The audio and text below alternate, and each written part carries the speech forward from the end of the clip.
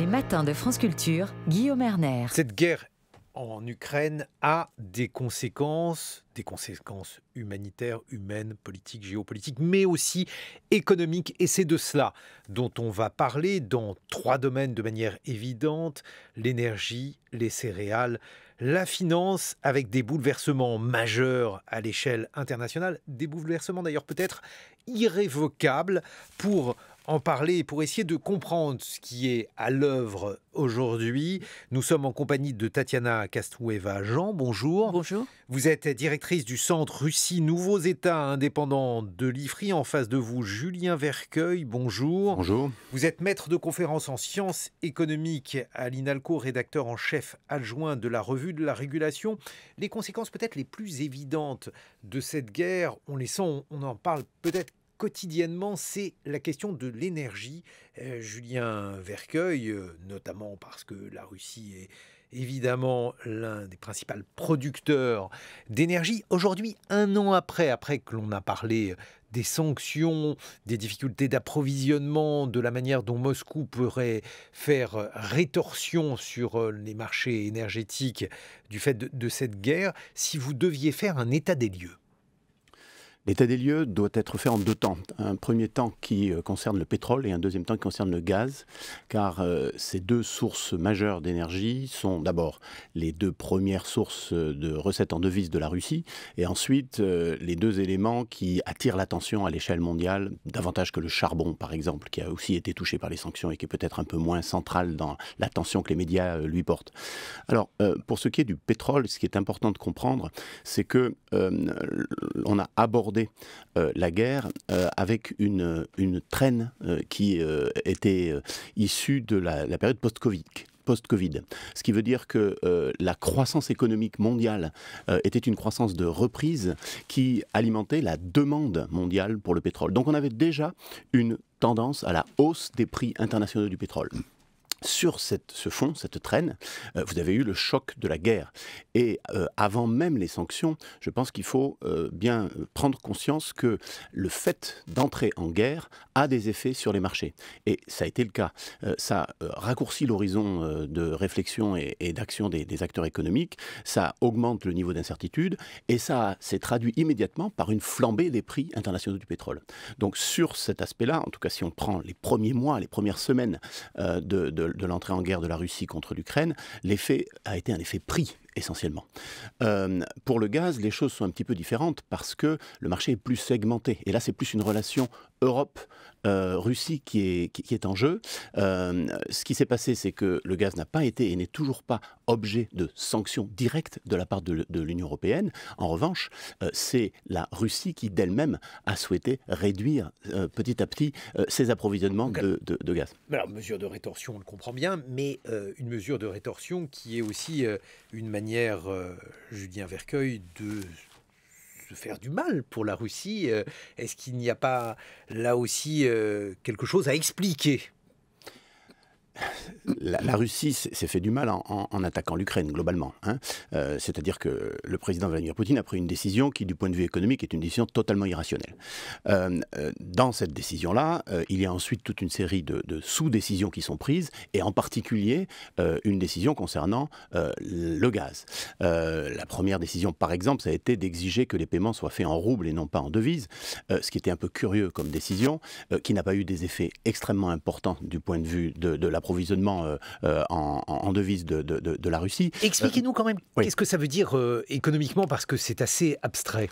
Oui, ça risque d'être un tout petit peu long parce que c'est un peu technique, mais disons que lorsqu'un exportateur de gaz exporte son gaz en Europe, il se fait payer en euros ou en dollars. Et ensuite, il vient vendre ses euros ou ses dollars à sa banque centrale. La première des choses qu'a faite la banque centrale à la suite de la guerre, ça a été de créer un contrôle d'échange qui obligeait les exportateurs de gaz à vendre 80% de leurs recettes en devises à la banque centrale. C'est-à-dire d'apporter à la puissance publique 80% de leurs recettes en devises directement. Ce qui a changé avec l'obligation de payer en roubles, c'est qu'on est passé de 80% à 100%. Donc on a rajouté les 20% qui manquaient. Mais c'est un contrôle d'échange encore plus dur sur Gazprom, en réalité. Tatiana Castueva. Jean, votre regard sur ces changements, alors des changements qui, a priori, n'affectent pas du tout la Russie autant qu'on aurait pu l'imaginer. J'ai par exemple un graphique sous les yeux sur la réorientation des flux de pétrole vers l'Asie. Et en fait, on se rend compte que les importations qui ne sont plus faites par l'Occident sont faites par l'Asie. Bref, qu'on est quasiment sur un jeu à somme nulle pour la Russie. Je pense que ce n'est pas tout à fait un jeu à somme nulle parce que les capacités d'absorption des marchés asiatiques et surtout si on parle des pipelines, il y en a quand même moins qui relient la Russie à l'Asie. Il y a le pipeline Silla-Sibir et il est question de la construction du deuxième, mais ça prendrait plusieurs années. Alors que l'Union européenne pesait autrement dans ses revenus de la rente énergétique russe.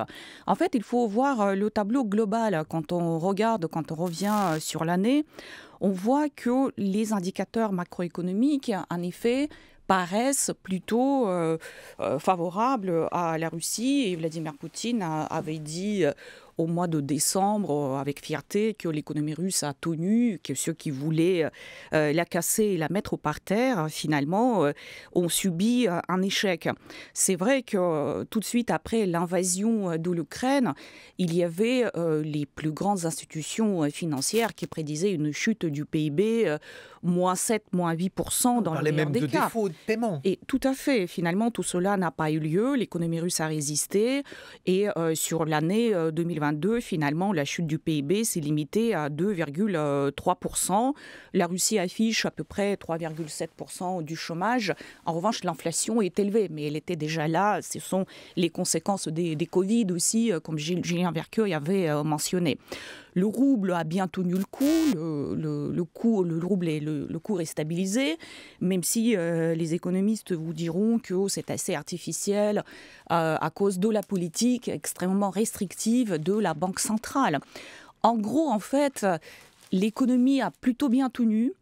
Et c'est intéressant de constater que finalement les considérations économiques n'ont pas pesé dans la décision de Vladimir Poutine, alors qu'il semblerait que Elvira Nabiullina, la présidente de la Banque centrale, et German Gref, le président de la Sberbank, avaient prévenu Vladimir Poutine que les chutes du PIB pouvaient être extrêmement brutaux. Néanmoins, cette décision a été prise et Julien Vercueil a parfaitement raison de souligner que ce n'est pas les dégâts économiques qui arrêtent Vladimir Poutine quand il pense qu'il s'agit des intérêts vitaux. Mais oui, parce que la rationalité de la guerre, ça c'est encore une autre question, bien sûr, mais du point de vue strictement économique, la croissance de l'économie russe, elle va être encore plus dynamique et pour l'an prochain, selon les prévisions du FMI, elle va être supérieure à la croissance européenne. C'est quand même une forme d'ironie. Julien Vercueil, vous n'êtes pas d'accord avec les prévisions du FMI ? Exactement. Je pense qu'il faut prendre avec beaucoup de prudence ces prévisions. D'abord parce que si on regarde les prévisions de 2022, on voit qu'il y a quand même un petit écart entre ces prévisions et la réalité. Ensuite, les modèles qui sont utilisés par les instituts de conjoncture ne sont pas du tout calibrés pour traiter des questions de rupture structurelle. Ils sont là pour traiter du business as usual, c'est-à-dire on fait bouger un tout petit paramètre et on regarde ce que ça donne.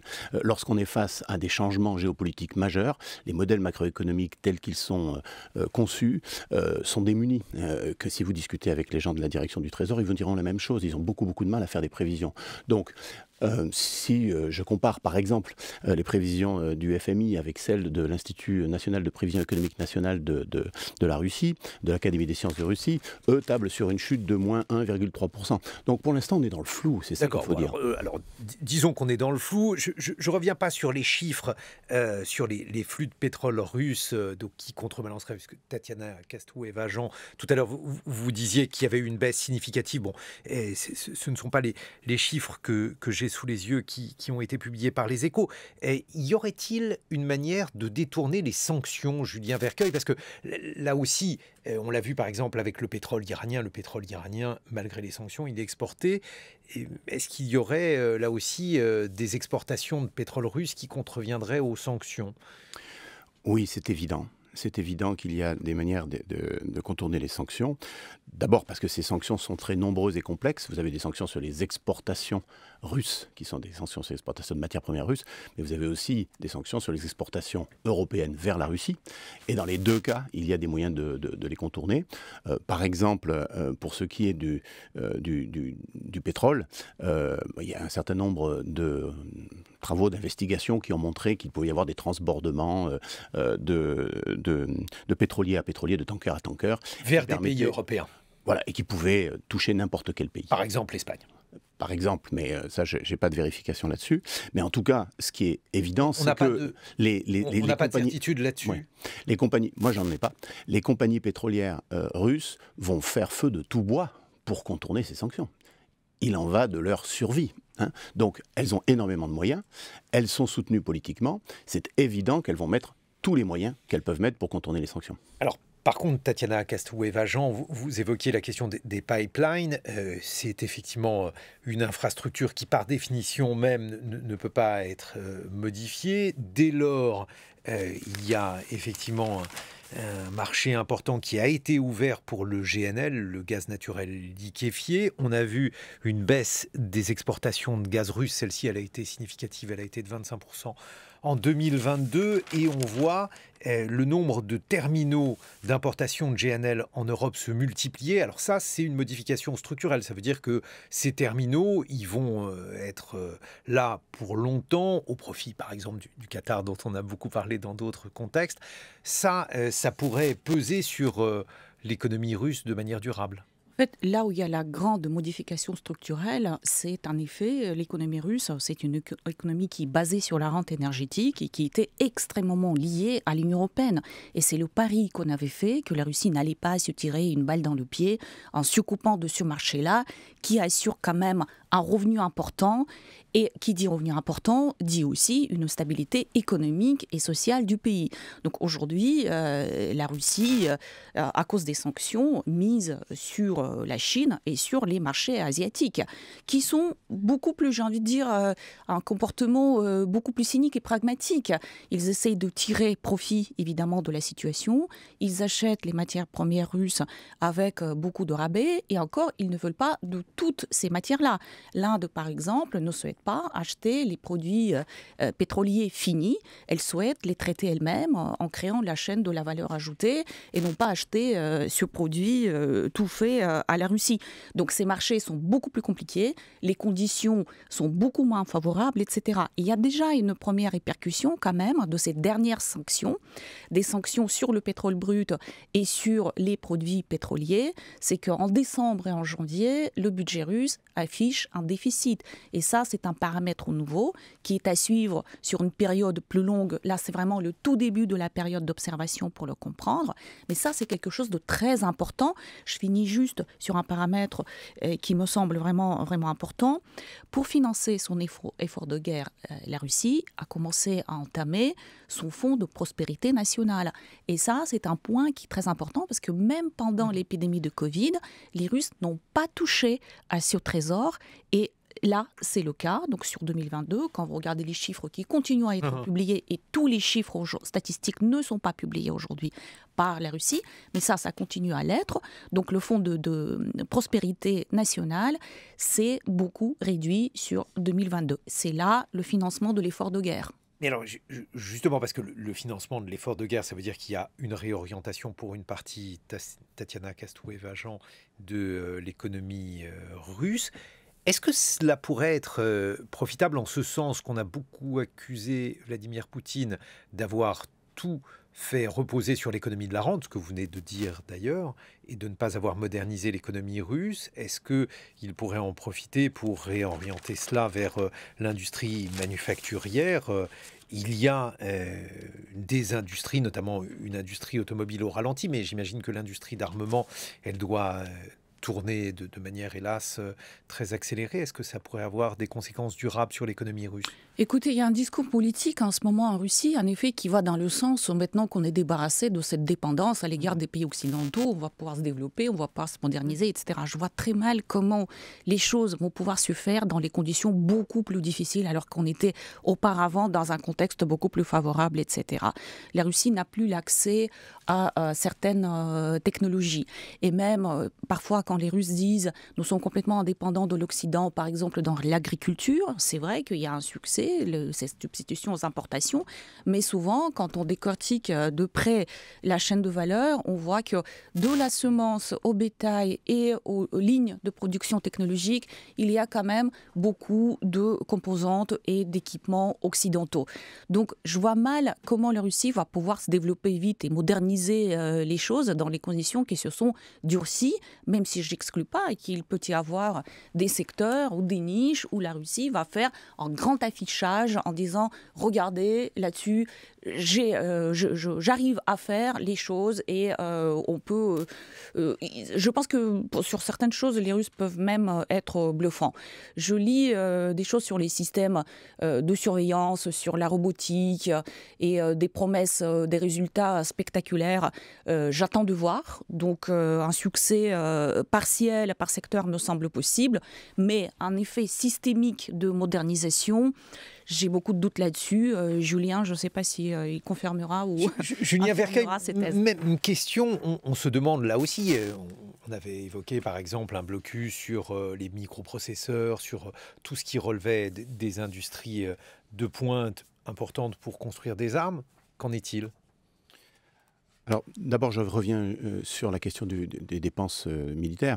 En fait, les premières informations qui avaient filtré au premier semestre 2022 sur l'évolution des dépenses militaires faisaient état d'un doublement de ces dépenses dans le budget. C'est un doublement en valeur absolue, ce qui veut dire qu'il fallait trouver ces ressources pour pouvoir financer cette nouvelle demande. Effectivement, quand on regarde les résultats des industries de transformation, des industries manufacturières, on se rend compte que la chute très forte de la production civile est compensée dans une certaine mesure par une augmentation de la production du complexe militaire-industriel, qui représente le complexe militaire-industriel 5% du PIB de la Russie, 4% à peu près de sa force de travail, et qui en plus est protégé, on en parlera peut-être après, des effets de la mobilisation par le fait que ceux qui travaillent et qui ont l'âge d'être mobilisés dans le complexe militaire-industriel sont exemptés de mobilisation. Donc c'est un secteur qui est tout à fait important, qui a toujours été important et qui le reste encore aujourd'hui, qui a bénéficié des largesses du pouvoir. Donc sur ce point, il y a quand même effectivement un effet de compensation qui est limité. Alors, j'en viens à votre question. Quels sont les effets des restrictions sur les composants ? Ce que l'on note, c'est que dans un certain nombre par exemple, d'ogives, de missiles qui ont été retrouvés en Ukraine, vous avez 60 composants occidentaux. Donc ça signifie que cette dépendance n'est pas près de se terminer. Donc un autre échec des sanctions, on y reviendra dans une vingtaine de minutes. Julien Vercueil, vous êtes maître de conférence en sciences économiques. Tatiana Kastoueva-Jean, directrice du Centre Russie Nouveaux États indépendants, les conséquences économiques de cette guerre en Ukraine dans une vingtaine de minutes. En attendant, il est 8h sur France Culture.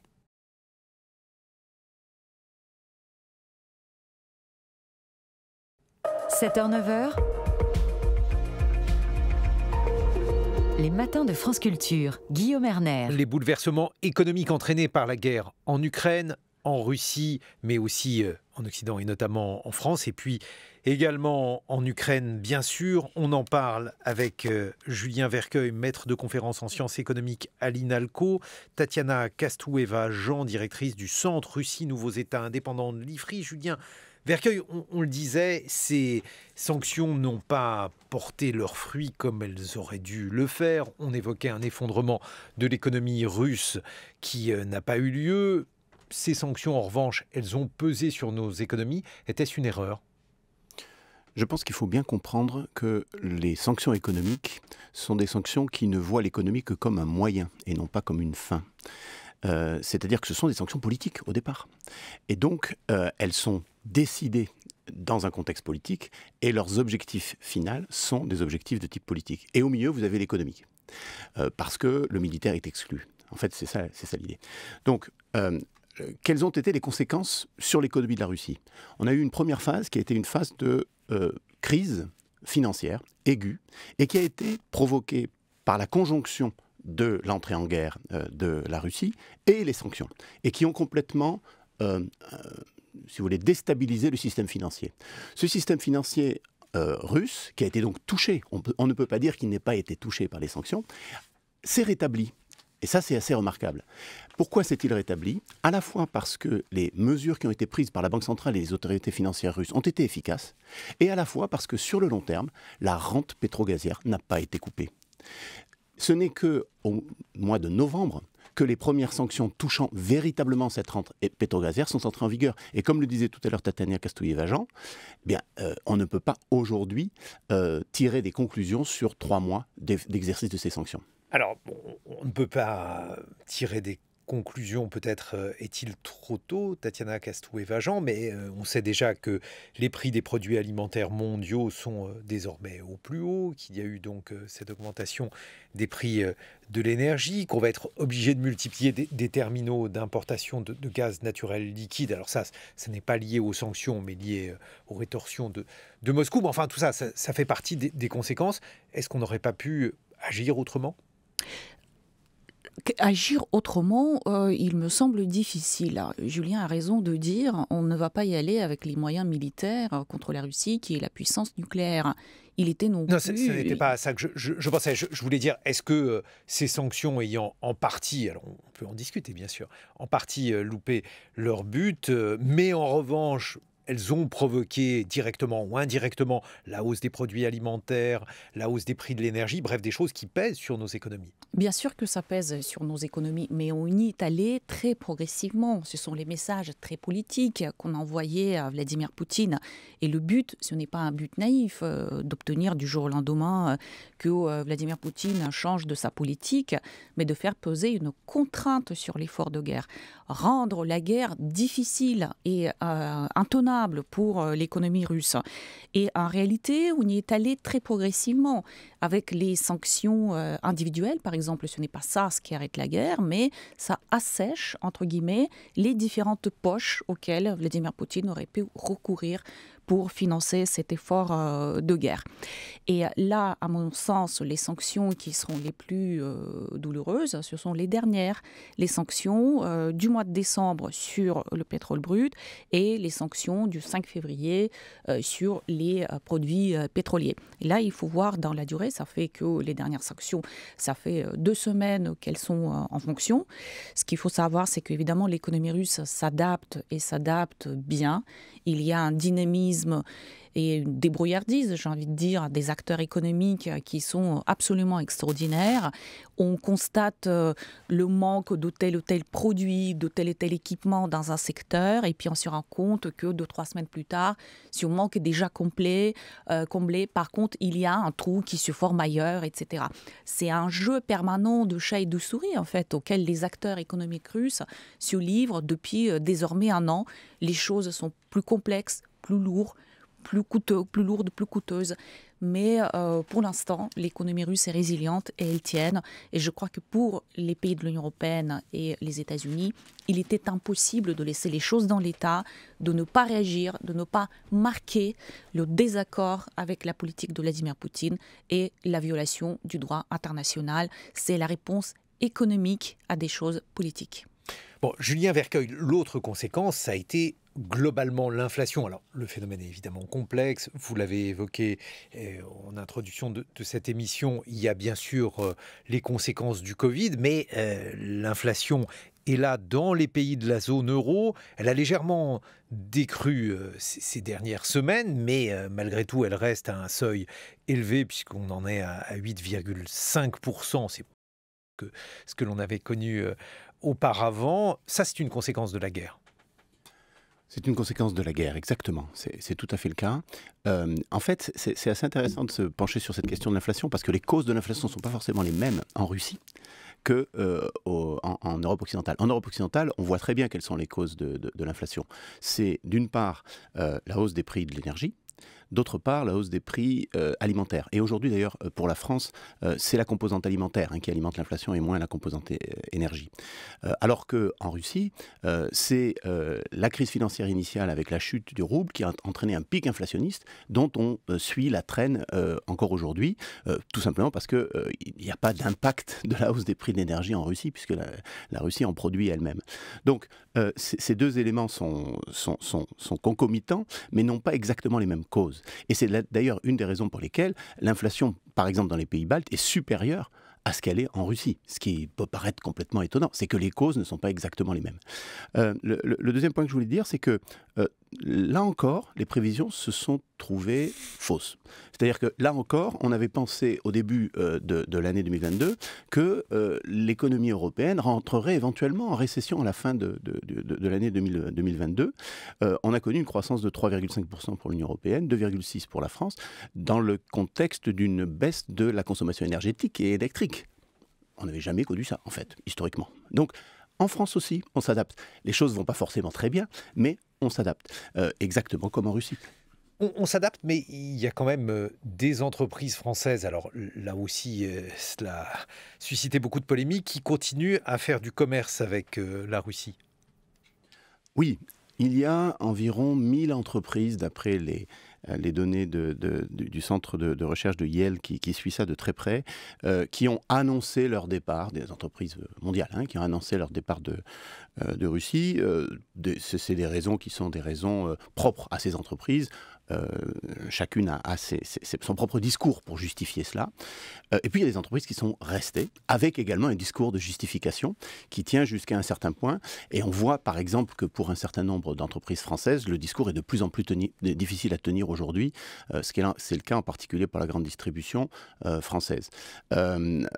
Ceci étant dit, ça n'est jamais facile pour un conseil d'administration de faire accepter le fait qu'on va prendre une perte sèche, parce que là, il s'agit d'effacer de son bilan un certain nombre d'actifs qui ont été construits depuis 20, 30 ans pour certaines entreprises et qu'il va falloir abandonner sans aucune compensation.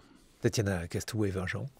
C'est tout à fait, je rejoins ce que disait Julien Vercueil, vous avez un certain nombre d'entreprises, il y a le commerce, mais il y a aussi les investissements. Il y a des entreprises qui sont installées en Russie, qui sont vraiment, j'ai envie de dire, poussées les racines, parce que ce sont le personnel russe, les fournisseurs russes, etc. Je crois que c'est le cas de la grande distribution, donc le départ a un coût qui est très considérable. La question se pose, à qui revendre, qui va reprendre, pourra-t-on revenir un jour, etc.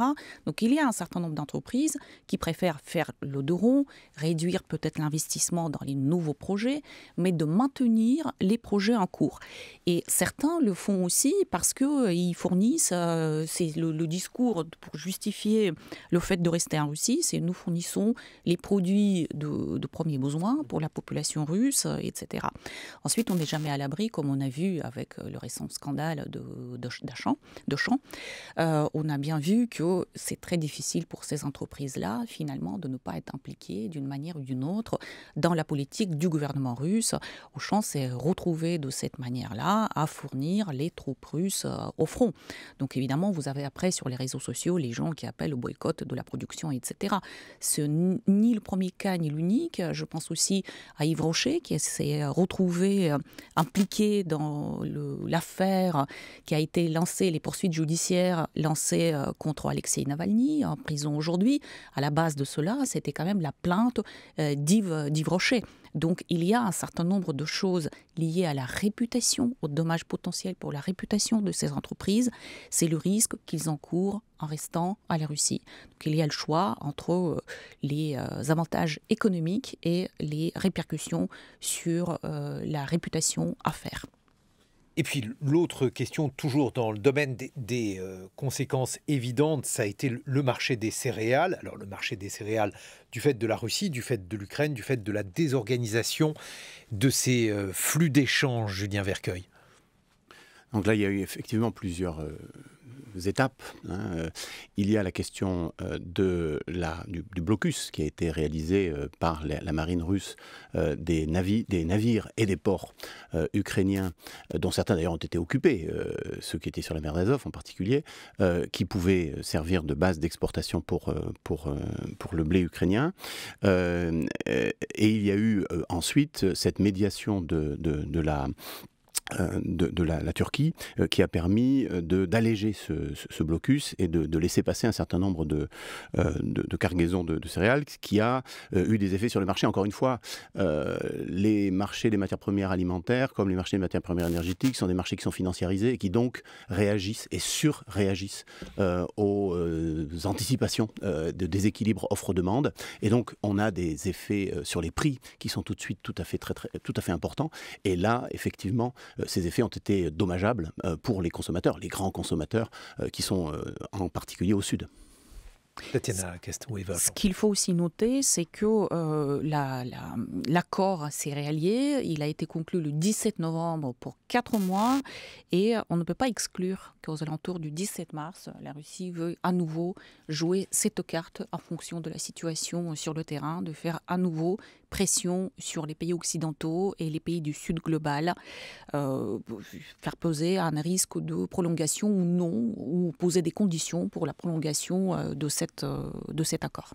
Ah oui, donc il y a ce risque-là, il y a la possibilité aussi, malgré tout, pour un certain nombre de pays, dont la France, de décider de relocaliser un certain nombre de cultures, de réorienter en fait les routes des céréales, avec des conséquences, j'imagine, pour l'Ukraine. On en a peu parlé, mais justement, là aussi, l'Ukraine était notamment connue pour une économie reposant sur l'agriculture, sur un certain nombre de matières premières. Qu'en est-il aujourd'hui, Julien Vercueil ? Je pense que sur la question de l'agriculture, indépendamment de l'occupation d'une partie du territoire, du fait qu'une autre partie de ce territoire est en situation de guerre, etc., sur territoire de guerre, il y a un problème de long terme qui va se poser, qui est absolument crucial pour l'Ukraine, qui est la décontamination des sols. C'est-à-dire que l'évaluation qui avait été faite au mois d'août par la Banque mondiale, l'Union européenne et la Kyiv School of Economics avait montré que c'était le premier poste de dépense qu'il fallait envisager pour la reconstruction future, le fait d'enlever des différentes parties du territoire de l'Ukraine les mines qui ont été posées par l'armée russe. Qui sont des zones agricoles ? Et beaucoup de ces zones sont effectivement des zones agricoles. Et ça va coûter extrêmement, très très cher. Ça va nécessiter beaucoup de temps, parce qu'évidemment, vous ne faites pas ça de manière industrielle, vous faites ça de manière artisanale. Et l'étendue de la contamination de ces sols est tout à fait considérable. Donc ça, c'est un point sur lequel les efforts de reconstruction doivent porter, parce que de là va découler évidemment la capacité de reprendre une exportation importante. Si cela s'est résolu, l'Ukraine peut devenir une puissance exportatrice à l'échelle mondiale encore plus puissante qu'elle ne l'était jusqu'à présent. Donc alors, matières premières, céréales, on voit aussi qu'il y a une opération à mener pour assainir les structures économiques du pays, puisque celui-ci est présenté comme étant très corrompu. Le niveau de corruption avant-guerre était déjà important, et on a vu pendant la guerre que les polémiques se poursuivaient. Julien Vercueil ? Oui, là aussi, il y a un rôle très très important de l'assistance internationale pour l'Ukraine, c'est-à-dire de faire en sorte que cette reconstruction ne concerne pas que les infrastructures matérielles, mais aussi les institutions, c'est-à-dire ce qui encadre le fonctionnement de l'économie et de la politique, c'est-à-dire faire très attention dans la reconstruction de l'Ukraine, qu'elle se fasse dans des conditions d'indépendance de la justice, de lutte contre la corruption, d'attention à la prise illégale d'intérêt, toutes choses qui ont posé énormément de problèmes dans l'histoire récente de l'Ukraine. Mais alors, Tatiana Caston-Wevageant, on évoquait tout à l'heure la rationalité de la guerre en expliquant que celle-ci était irrationnelle. Si les choses n'étaient pas plus simples, en réalité, je veux dire, l'Ukraine représente un territoire qui est un territoire extrêmement riche, on vient de le dire, et si le but de Vladimir Poutine n'était pas tout simplement de bénéficier des richesses de ce pays. Cela rappelle, hélas, d'autres précédents historiques. Est-ce que ça n'est pas un but de guerre, et même s'il est évidemment moralement condamnable, est-ce qu'il n'est pas rationnellement défendable ? Ce qui est curieux, c'est qu'un an plus tard, on a toujours un doute sur les véritables buts de guerre de Vladimir Poutine. Cela a été laissé très volontairement dans le flou, comme on disait tout au long de l'année. À tout moment, en vérité, Poutine peut déclarer une victoire, parce que comme les buts n'étant pas définis, il pouvait vendre, entre guillemets, à son opinion publique la moindre conquête comme étant le but de cette guerre. Absolument, même le porte-parole du Kremlin tout à l'heure expliquait. Par exemple, on a entendu son interview que Kiev n'était pas un but de guerre, qu'il souhaitait se limiter à certaines choses. Le discours n'a cessé de varier. Ça laisse du flou et permet la souplesse, en vérité, dans les décisions politiques et militaires. La Russie elle-même est le pays qui est extrêmement riche. Très honnêtement, moi, je ne crois pas que c'était vraiment l'annexion des territoires et l'appropriation des richesses de l'Ukraine qui étaient les buts de cette guerre-là. Si Vladimir Poutine pouvait arriver à peser sur les choix stratégiques de Kiev par d'autres moyens, je pense que ce serait la solution qui serait probablement pour lui plus intéressante que vraiment d'aller annexer, d'administrer directement ces territoires-là. Je ne crois pas que ce soit ça. Et puis les dégâts l'armée russe est en train de laisser sur le sol ukrainien, cela demande quand même, comme Julien Vercueil a mentionné à juste titre, par la suite un investissement énorme pour rendre à nouveau ces richesses exploitables. Mais en effet, ce que Vladimir Poutine aurait souhaité, à mon avis, c'est dès 2013-2014 avoir l'Ukraine au sein de son projet de l'Union économique eurasienne. Il s'agit, après la Russie, du plus grand pays de cet espace post-soviétique. D'ailleurs, le terme n'est pas aimé par les pays de cette zone. Mais néanmoins, c'était l'un des problèmes que l'accord d'association avec l'Union européenne, à l'époque, en 2013, a posé à Vladimir Poutine. Il a vu l'Ukraine s'échapper de sa zone d'influence. Et cela fait bientôt 10 ans qu'il essaie de rattraper le coup et de la ramener dans le giron russe. Oui. D'ailleurs, il faut rappeler aussi, Julien Vercueil, que l'économie ukrainienne a beaucoup souffert avant-guerre de son éloignement de l'Union soviétique. Depuis 1991, en fait, il y a eu le départ d'une grande partie des Ukrainiens. Le pays a perdu beaucoup d'habitants. L'économie s'est contractée. Il y a eu une baisse du niveau de vie dans ce pays. Oui, il est absolument frappant de comparer la trajectoire économique de l'Ukraine avec celle de la Pologne sur les 30 dernières années. C'est-à-dire qu'au moment de la chute du mur de Berlin, les niveaux de vie de la Pologne et de l'Ukraine étaient assez comparables. Et aujourd'hui, on a un écart qui est de l'ordre de 1 à 3 ou 1 à 4 en termes de niveau de vie et de PIB par habitant. Alors qu'est-ce qui s'est passé entre-temps ? Entre-temps, la Pologne a bénéficié d'un programme d'assistance tout à fait remarquable occidental des années 90. Elle a mis en place un certain nombre de mesures qui l'ont rapprochée de l'Union européenne et ensuite elle a bénéficié de son intégration à l'Union européenne, de son intégration dans le système économique dominé par l'Allemagne de sous-traitance qui a accru très très fortement le niveau de vie local. L'Ukraine n'a pas du tout bénéficié de tout ça. L'Ukraine a connu une période de très forte dépression, encore plus forte que celle de la Russie dans les années 90, sans pouvoir obtenir des résultats aussi importants sur le plan de l'exportation de ses matières premières. Donc on a vu, y compris entre l'Ukraine et la Russie, la situation diverger à partir du début des années 2000. L'Ukraine a quand même connu une période de croissance forte dans les années 2000 parce qu'elle exportait des matières premières, en particulier métalliques, notamment, et évidemment l'agriculture, notamment en Chine. Mais à partir de 2007-2008, tout ça s'est effondré et les difficultés économiques de l'Ukraine se sont perpétuées jusqu'à maintenant. Et comme l'a dit Tatiana Kastouyeva, il y a eu en plus des difficultés dans la relation à la Russie qui se sont envenimées à partir de 2013. Il y a un facteur sur lequel on n'a pas beaucoup insisté jusqu'à présent, mais vous l'avez mentionné, c'est le facteur démographique, bien évidemment, pour les deux pays. L'Ukraine, en effet, il y avait beaucoup de personnes qui partaient travailler dans la Pologne voisine, dans les pays de l'Union européenne, même avant la guerre. Aujourd'hui, évidemment, avec les flux de réfugiés, les personnes qui meurent sur les champs de bataille, les pertes démographiques sont énormes, mais la Russie aussi subit des pertes démographiques. Elle qui connaît la crise démographique depuis la chute de l'URSS en réalité, en dépit d'une petite amélioration aux alentours des années 2016 avec des mesures pro-natales. Mais aujourd'hui, vous avez les gens qui partent au front, vous avez, on chiffre à 1 million de personnes, les gens qui sont partis à l'étranger, les jeunes hommes essentiellement. Donc je pense qu'on ne mesure pas encore. C'est le chiffre, la fourchette haute qui circule. Évidemment, c'est très difficile de mesurer. Et en plus, certains reviennent finalement dans le pays parce que la situation est intenable financièrement sur le long terme de rester dans un pays étranger. Tout le monde ne peut pas travailler à distance. Donc c'est très complexe. Mais évidemment, ça joue sur la natalité. On a vu aussi dans votre reportage de tout à l'heure. Donc je crois qu'on ne mesure pas encore complètement l'ampleur des dégâts démographiques sur les deux pays. Merci à tous les deux de nous avoir éclairés sur les conséquences économiques de la guerre. Julien Vercueil, maître de conférences en sciences économiques à l'INALCO et rédacteur en chef adjoint de la revue de la régulation, et Tatiana Kastoueva-Jean, directrice du Centre Russie, Nouveaux États indépendants de l'Institut français des relations internationales. Dans quelques instants, suite des matins sur France Culture, avec le point sur l'actualité, le 8h45.